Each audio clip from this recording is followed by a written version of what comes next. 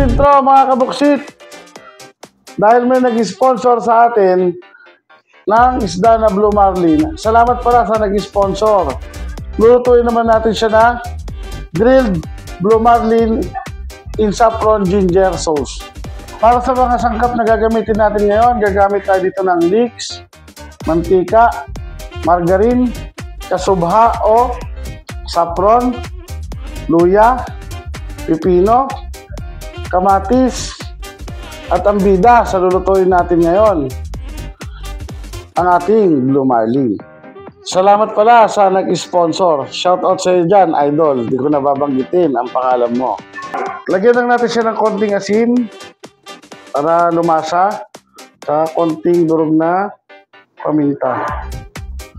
Tandaan nyo, tansyameter lang ginagamit natin dito bago natin siya i-grill. Tara na! Mainit na yung sizzling plate natin. Lagyan natin ng mantika bago natin ilagay yung ating margarine. Saka natin ilagay yung Blue Marlin.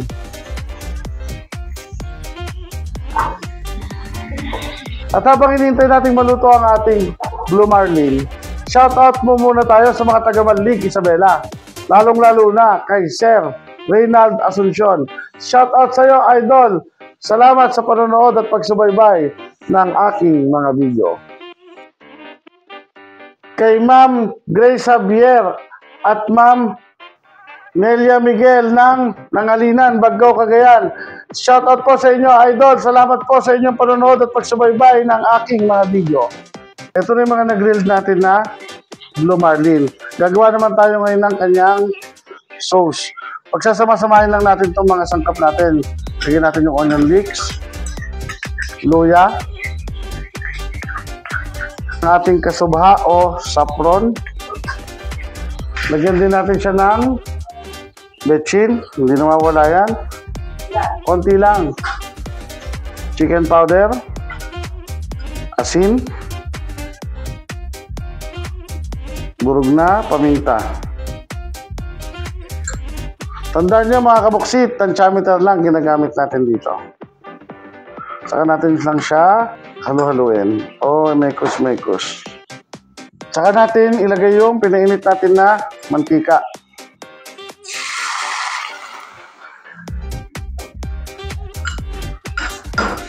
Ito naman na yung mga hiniwa natin na pipino at kamatis natin kanina. Ipi-plating na natin siya.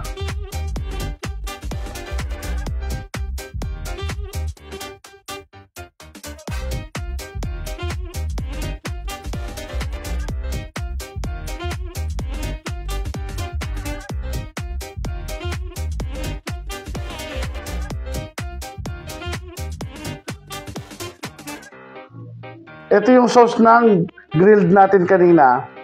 Ihalo lang natin siya dito para pampadagdag lasa.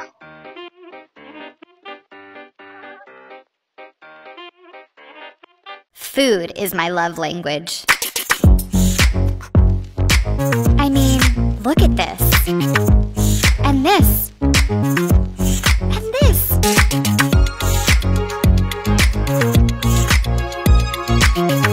At ito na ang ating finished product na grilled Blue Marlin in saffron ginger sauce.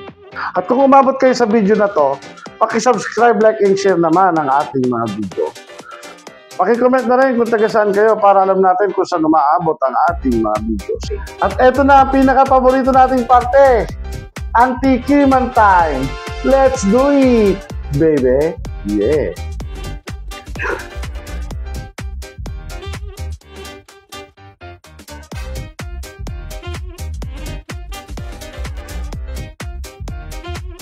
Yummy.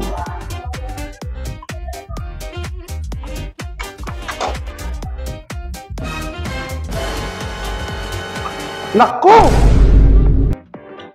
Hindi na talaga tayo papayat.